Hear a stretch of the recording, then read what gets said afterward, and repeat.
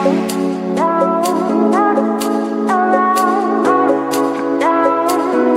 Students, welcome to PCB club. ये है आपका प्यारा सा चैनल पीसीबी क्लब और मैं हूँ सुमन मैम। तो आज हम लोग फिजिक्स का चैप्टर जो साउंड पढ़ रहे थे उसी को कंटिन्यू रखेंगे और पढ़ेंगे हम लोग प्रोडक्शन ऑफ साउंड। तो साउंड की हमने जो वेव इक्वेशन था, एम्पलीट्यूड, वेवलेंथ, फ्रीक्वेंसी, वेलोसिटी, ये सारी चीजें हमने लास्ट वीडियो में की थी। आज हम लोग पढ़ेंगे कि how does a sound wave produce. अब यहाँ पर क्या होता है कि जैसे हम अगर ऐसे साइकिल की बैल है, अगर हम उसको बिना टच किए नॉर्मल देखेंगे तो क्या होगा, कोई आवाज नहीं आएगी और ना ही उसमें कोई वाइब्रेशन हो रहे होंगे। लेकिन जब हम साइकिल की बैल को रिंग करते हैं, उसको प्रेस करते हैं, तो हम क्या देखते हैं कि उसमें वाइब्रेशन शुरू हो जाता है और वो आगे पीछे क्या होती है, बहुत हाई स्पीड में वाइब्रेट होती है। और जब वो वाइब्रेट होती है तो हमें उसकी बैल की आवाज सुनाई देती है। और जैसे ही वो बैल स्टॉप होती है वाइब्रेशन होना उसका, वैसे ही हमें आवाज सुनाई देना भी बंद हो जाती है। यानी कि किसी ऑब्जेक्ट में जब वाइब्रेशन होता है तभी साउंड का प्रोडक्शन होता है। तो हम कह सकते हैं sound is produce when a object vibrates, moves back and fourth rapidly. बहुत तेज स्पीड से वो आगे पीछे वाइब्रेट होती है, तब हमें साउंड सुनाई देती है। अब किसी भी ऑब्जेक्ट को वाइब्रेट करने के लिए क्या चाहिए, हमें एनर्जी चाहिए। हमने बैल को प्रेस किया तभी वो वाइब्रेट होना शुरू हुई, यानी कि हमने उस पर कुछ एनर्जी लगाई। तो the energy required to produce an object vibrate and produce sound is provided by some outside source like our hand, wind etcetera. यानी कि वाइब्रेट करने के लिए ऑब्जेक्ट को बाहर से क्या चाहिए, एनर्जी। उसके बाद वो वाइब्रेट होना शुरू करेगी और जो एनर्जी है जो प्रोड्यूस होती है वाइब्रेटिंग एनर्जी, साउंड के फॉर्म में क्या होती है, फिर वो ट्रेवल होती है। अब vibrating objects which produce sound, अगर कोई वाइब्रेटिंग ऑब्जेक्ट है और उससे साउंड आ रही है तो उसमें क्या होगा, कुछ ना कुछ उसमें एनर्जी होगी। Have certain amount of energy which travels in the form of sound wave. और वो एनर्जी जो वाइब्रेटिंग ऑब्जेक्ट के पास है वो साउंड वेव के फॉर्म में ट्रेवल करती है। जैसे आपने देखा होगा बीज है या मॉस्किटोज है की बजिंग साउंड होती है, वो किसके कारण हो रही है, जो उनके विंग्स है वाइब्रेट करते हैं तभी आवाज आती है। आपकी जो फ्लूट है, फ्लूट में आवाज कैसे आती है, जो उसके अंदर एयर भरी है उसमें वाइब्रेशन हो रहा है। जो हमारी वॉइस है, तो हमारे नेक में क्या होता है, थ्रोट में 2 वोकल कॉर्ड्स होते हैं और जब उसमें लंग से एयर आती है तो उसमें वाइब्रेशन होता है और हमारी वॉइस बाहर आती है और हमें सुनाई देती है। और जो आपके सितार है, वीणा है, इनमें क्या होता है, स्ट्रिंग्स जो होते हैं जब उनमें वाइब्रेशन होता है तब उसकी साउंड सुनाई देती है। तबला है या ड्रम है, तो जब उनकी जो मेम्ब्रेन उसमें लगी होती है ना, तबला वगैरह में, तो जब उसमें हिट किया जाता है, स्ट्रक किया जाते हैं, तो उसमें उस मेम्ब्रेन में या जो उसकी एनिमल की जो खाल होती है उसमें वाइब्रेशन होता है जो तबले में लगी होती है और हमें तबले की साउंड सुनाई देती है। रेडियोस या टेलीविजन में क्या होता है, उसका जो स्पीकर होता है उसके डायफ्राम में वाइब्रेशन होता है और फिर साउंड प्रोड्यूस होता है। यानी कि किसी भी ऑब्जेक्ट में साउंड तभी प्रोड्यूस होगी जब उसमें वाइब्रेशन होगा। अब जब तक वाइब्रेशन होगा तब तक साउंड प्रोड्यूस होती रहती है। और वाइब्रेशन स्टार्ट करने के लिए क्या चाहिए, कुछ ना कुछ एनर्जी चाहिए। और जो आपकी लेबोरेटरीज है, लेबोरेटरीज में हम लोग साउंड को प्रोड्यूस करने का जो एक्सपेरिमेंट है वो किससे करते हैं हम लोग, जो टर्निंग फॉर्क होते हैं। ये एक तरह से यू शेप का ऐसे फॉर्क होता है और ये थोड़ा ऐसे प्लेट टाइप का होगा। जब इस पे, और ये क्या होता है, ये बहुत ही ज्यादा फ्लेक्सिबल होता है। जब इस पे हम हिट करते हैं इस फॉर्क को तो क्या होता है, ये वाइब्रेट होना शुरू हो जाता है और इसके जो फॉर्क होंगे वो पोजीशन अपनी आगे पीछे चेंज करते हैं और इसमें वाइब्रेशन शुरू हो जाता है और हमें इसकी साउंड प्रोड्यूस होती है। Sound waves in air, normally हम जानते हैं कि जो हमारी साउंड वेव है वो ट्रेवल करती है कंप्रेशन एंड रेयरफेक्शन के फॉर्म में। यानी कि पहले कंप्रेशन बनेगा फिर रेयरफेक्शन।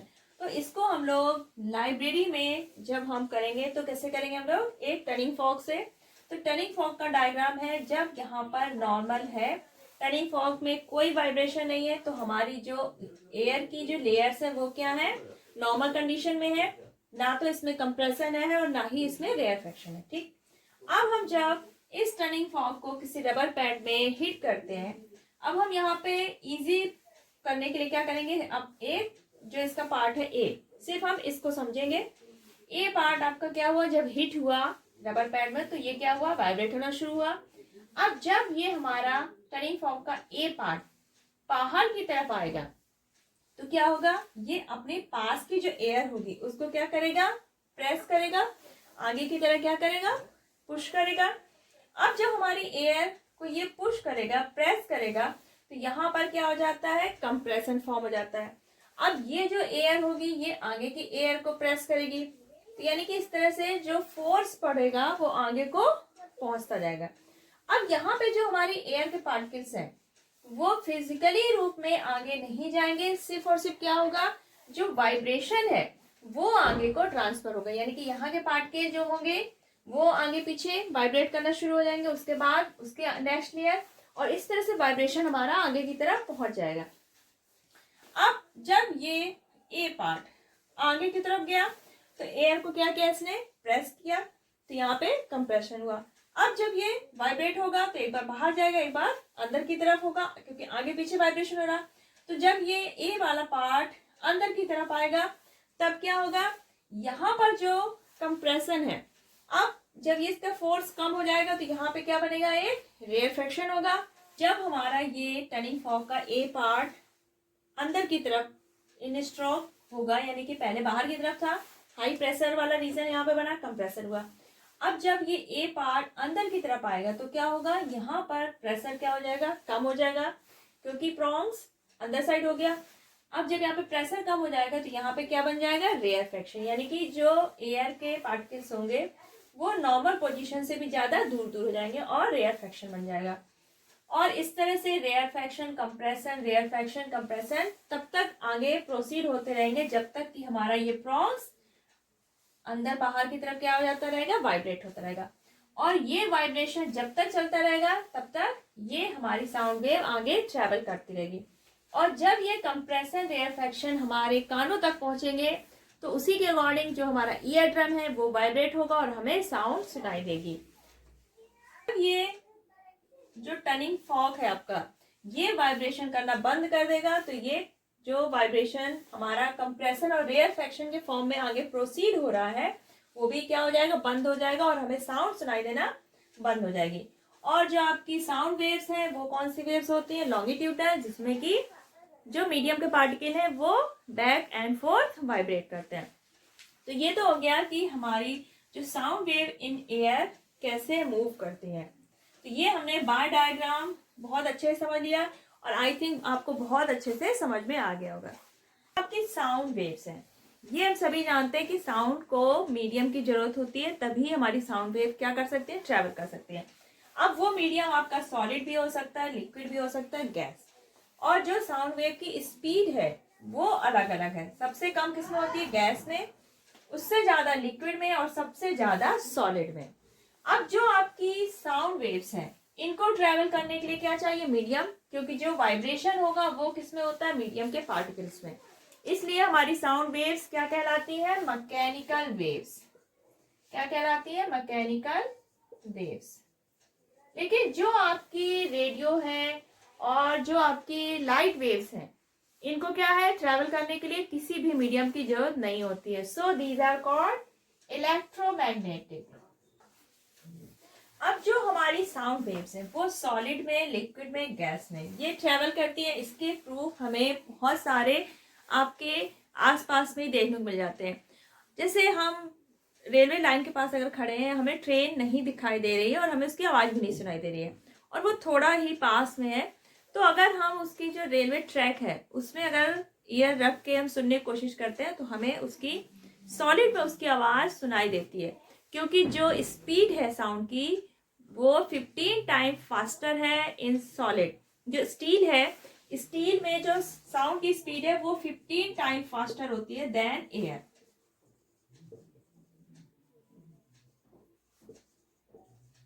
यानी कि एयर से ज्यादा स्टील में आपकी साउंड की स्पीड कितने टाइम ज्यादा है, 15 टाइम ज्यादा है।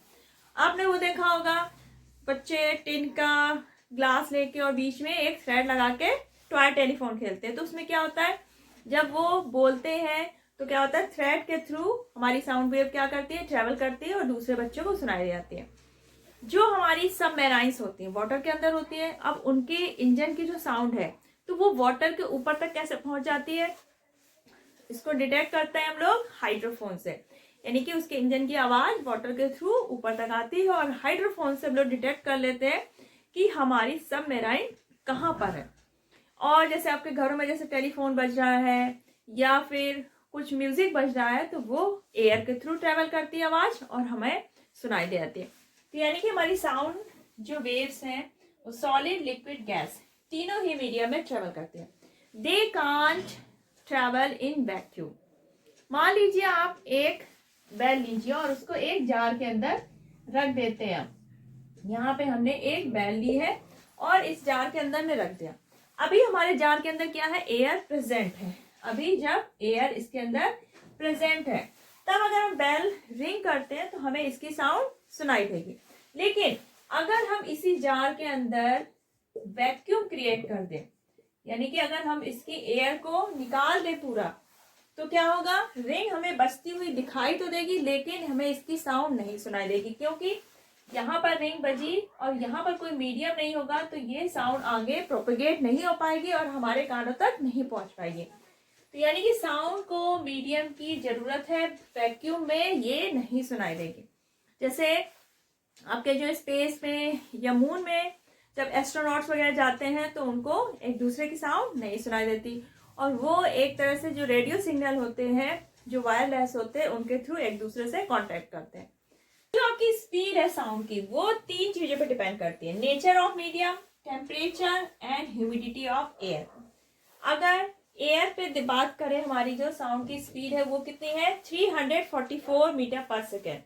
वाटर में 1500 मीटर पर सेकेंड और आयरन में यानी कि हमारा जो सॉलिड है, मेटल है, उसमें 5130 मीटर पर सेकेंड।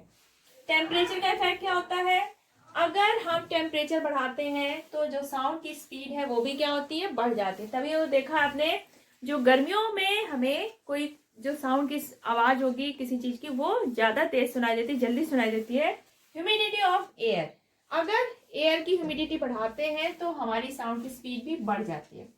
अच्छा, आप जैसे कोई डीओ स्प्रे करते हैं या कोई कहीं गैस लीक हो रही है, सिलेंडर ऑन करते हैं तो क्या होता है, हमें पहले उसकी आवाज सुनाई देती है कि हाँ गैस निकल रही है और स्मेल हमें बाद में समझ में आती है, क्योंकि आपकी जो साउंड वेव्स हैं वो ट्रेवल करने के लिए साउंड जो एयर के पार्टिकल है उनको मूव करना जरूरी नहीं होता, सिर्फ क्या होता है वाइब्रेशन हमारे कानों तक आ जाता है और हमें सुनाई देता है। लेकिन अगर हमें स्मेल किसी चीज की पता करनी है तो क्या होगा, वहां के जो एयर पार्टिकल होंगे वो हमारे पास तक आएंगे, तभी हमें स्मेल पता चलती है। तो एयर के पार्टिकल्स को हमारे पास आने तक थोड़ा टाइम लग जाता है और वाइब्रेशन हमारे कानों तक जल्दी पहुंच जाती है, तभी हमें साउंड जो होगी किसी चीज के पहले सुनाई देती है और स्मेल बाद में। अब अगर हम लाइट और साउंड की बात करें, जब क्लाउड्स होते हैं, टकराते हैं तो क्या होता है, बिजली जो चमकती है तो क्या होता है, रेनी सीजन में हमें दिखाई पहले देती है लाइट और सुनाई बाद में देती है। तो हमें पता है कि लाइट की स्पीड कितनी होती है, 3 × 10⁸ मीटर पर सेकेंड। लाइट की स्पीड कितनी है इन एयर, 3 × 10⁸ मीटर पर सेकेंड और साउंड की स्पीड है 344 मीटर पर सेकेंड। अब जब इतनी स्पीड से कोई चीज आ रही होगी और इतने, तो जाहिर सी बात है कि हमें लाइट पहले दिखाई देगी और जो आवाज होगी वो हमें बाद में सुनाई देती है। वैसे ही आपने देखा होगा जब कोई बैट्समैन बॉल को हिट करता है तो हमें हिट करती हुई बॉल दिखाई देती है लेकिन आवाज उसके जस्ट थोड़ा सा ही बाद में हमें सुनाई देती है। Sonic boom, what is sonic boom? तो सोनिक बूम जो होगी वो वही प्रोड्यूस कर सकता है जिसकी स्पीड क्या हो, साउंड से भी ज्यादा। जो आपके एयरक्राफ्ट्स हैं, बुलेट्स हैं, रॉकेट्स हैं, तो इनमें क्या होता है, इनकी जो स्पीड होती है वो क्या होती है, साउंड से बहुत ज्यादा होती है। तो इनकी स्पीड को हम लोग क्या बोलते हैं, सुपरसोनिक स्पीड। सुपरसोनिक स्पीड क्या हुई आपकी, जिसकी स्पीड साउंड की स्पीड से ज्यादा हुई, सुपरसोनिक स्पीड। ये जो आपकी साउंड की स्पीड होती है उससे बहुत ज्यादा होगी जिसकी भी स्पीड वो क्या कहलाएगी, उसकी स्पीड सुपरसोनिक स्पीड। तो जो आपके एयरक्राफ्ट होते हैं, बुलेट्स, रॉकेट्स, ये किस स्पीड से ट्रेवल करते हैं, सुपरसोनिक स्पीड। अब जब इतनी तेज स्पीड से मूव करेंगे तो ये क्या करेंगे, जो साउंड प्रोड्यूस करेंगे वो क्या होगी, बहुत ज्यादा एनर्जी की होगी, और उनको क्या बोलते हैं हम लोग, शॉक वेव्स, क्योंकि बहुत ज्यादा एनर्जी कंटेनिंग होते हैं और बहुत ज्यादा एक्सप्लोसिव नॉइज होती है। तो ये जो एक्सप्लोसिव नॉइज है, ये इनके जो शॉक वेव्स है उसके कारण प्रोड्यूस होती है, क्योंकि इनकी स्पीड क्या है, सुपरसोनिक स्पीड है। तो ये जो एक्सप्लोसिव नॉइज है शॉक वेव्स के कारण प्रोड्यूस होती है, तो ये हमारा क्या कहलाता है, सोनिक बूम। क्योंकि इनके कारण क्या होगा, बहुत ज्यादा नुकसान होता है, बहुत ज्यादा हार्म होता है, और ये वेव्स हमारी क्या कहलाएंगी, जो सुपरसोनिक स्पीड से ट्रेवल कर रही होंगी, that are called sonic boom. The tremendous air pressure variation caused by the shock waves. Shock waves कौन प्रोड्यूस कर रहे हैं, हमारे जो एयरक्राफ्ट है जो कि सुपरसोनिक स्पीड से चल रहे हैं, produce a loud burst of sound, यानी कि एक्सप्लोसिव नॉइज प्रोड्यूस करते हैं, जिसको हम लोग बोलते हैं सोनिक बूम। अब जो एक्सप्लोसिव नॉइज है, ये सोनिक बूम है, ये किसके कारण प्रोड्यूस होता है, आपका शॉक वेव से। और जो शॉक वेव्स है वो कौन प्रोड्यूस कर रहा है, जो आपके सोनिक सुपरसोनिक स्पीड से ट्रैवल कर रहे हैं, जैसे आपके एयरक्राफ्ट, जेट हो गए। तो जो आपका सबसे पहला सुपरसोनिक एयरक्राफ्ट बना था वो 1948 में बना था। ये जो सोनिक बूम है ये इनटॉलरेबल नॉइज को प्रोड्यूस करता है, जो कि हमारे कानों में पेनफुल है, यानी कि हम उसको नहीं सुन सकते हैं। और इससे क्या होता है, अगर ये थोड़ा ज्यादा पास से गुजरे तो जो हमारी बिल्डिंग्स हैं इनके ग्लास वगैरह क्या हो जाते हैं, ब्रेक हो जाते हैं। तभी ये ज्यादातर क्या होते हैं, बहुत ज्यादा हाइट से जाते हैं ताकि हमें इनकी आवाज सुनाई ना दे, वरना हमें क्या होगा, इससे बहुत ज्यादा नुकसान होगा।